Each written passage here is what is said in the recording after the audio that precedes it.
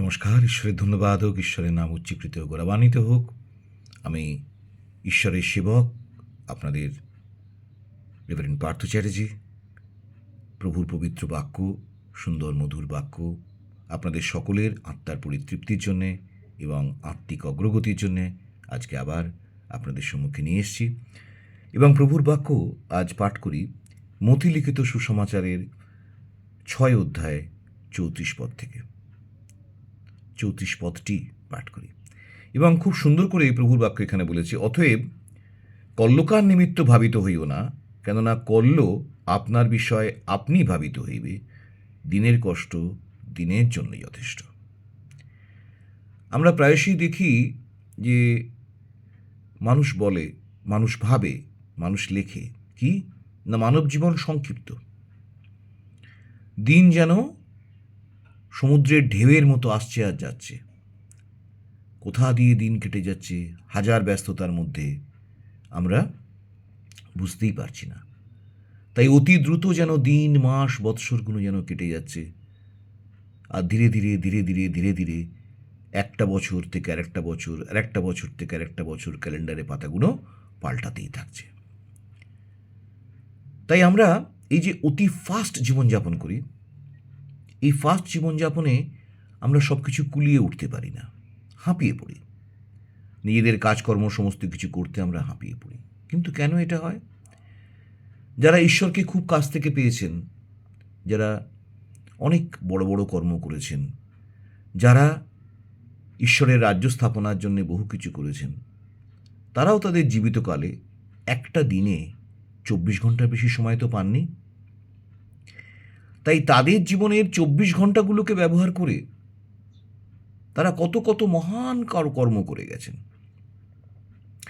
কিন্তু আমরাও সেই 24 ঘন্টাই আমাদের জীবনে প্রত্যেক দিন প্রাপ্ত হই, তবুও কেন আমরা সব কিছু কুলিয়ে উঠতে পারি না?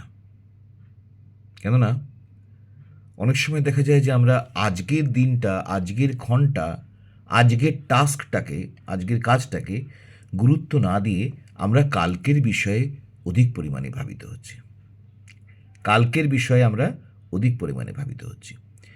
প্রভুর বাক্য কিন্তু এই কথা বলেনি যে আমাদের সকল ভবিষ্যতের ভাবনা ছেড়ে দিতে হবে, কেননা বর্তমান পৃথিবীতে আমরা জানি যে ভবিষ্যতের ভাবনা না ভাবলে আমরা ভবিষ্যতে ঠিকমতো থাকতে পারবো না। যদি থাকি তাহলে থাকতে পারবো না, বাঁচতে পারবো না ভালোভাবে। তাই ভবিষ্যতের কিছু কিছু ভাবনা ভাবতেই হয় মানুষকে। কিন্তু যদি আমরা অবসেসড হই কালকের ভাবনাটাকে নিয়ে, ভবিষ্যতের ভাবনাটাকে নিয়ে যদি খুব অবসেসড হই, তাহলে কী হবে? সেইটা আমার আজকের দিনটাকে অতি দ্রুত ক্ষয় করে দেবে। ফলে কী হবে? আমি প্রত্যেকটা দিন যে কর্মটা করতে পারতাম, প্রত্যেকটা দিন যে অ্যাকমপ্লিশমেন্টটা আমি পেতাম, যে সাকসেসটা আমি পেতাম, ঈশ্বরের সঙ্গে আমার সম্পর্কে হোক কিংবা অন্য যে কোনো জাগতিক কার্যে হোক, সেইটা যেন অতিরিক্ত বেশি আগামী দিনের কথা চিন্তা করতে গিয়ে আমি হারিয়ে ফেললাম। তাই প্রভুর বাক্য একটা খুব সুন্দর কথা বলেছে, দিনের কষ্ট দিনের জন্যই যথেষ্ট। অর্থাৎ প্রত্যেক দিন ডেলি লাইফে চ্যালেঞ্জেস আসবে, সেটাকে ডেলি লাইফের সেই চ্যালেঞ্জেসের মোকাবিলা ডেলি করতে হবে, ডেলি সলভ করতে হবে, এবং then I'll have to forget about it. সেটাকে আবার কাল টানলে চলবে না, কারণ প্রত্যেকটা দিন একটা করে নতুন সুযোগ যেমন নিয়ে আসে, তেমনি নতুন চ্যালেঞ্জেসও নিয়ে আসে। আর প্রত্যেকটা দিনকে ঈশ্বরের নাম করে শুরু করতে হবে, আর ঈশ্বরের চরণে সমর্পণ করে শেষ করতে হবে। যদি আমরা সেগুলোকে ড্র্যাগ করতে করতে যদি আমরা নিয়ে যাই, তাহলে অহেতুক প্রচুর বোঝাতে আমরা ভুগব, এবং তখন আমাদের বর্তমানটা আমাদের ভবিষ্যতের কাছে নিষ্পেষিত হয়ে খুব দ্রুত শেষ হয়ে যাবে, আর আমরা কোনোদিনই সুন্দরভাবে বাঁচতে শিখব না।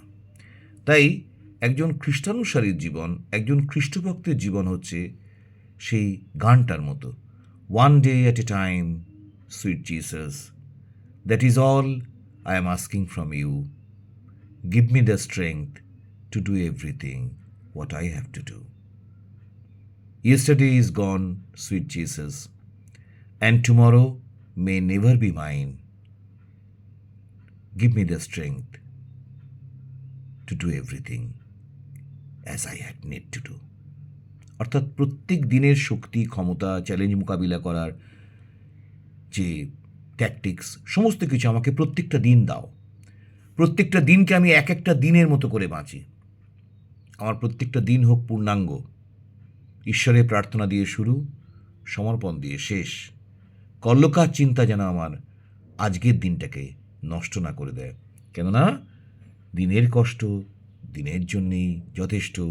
কল্য আপনার বিষয়ে আপনি ভাবিত হইবে।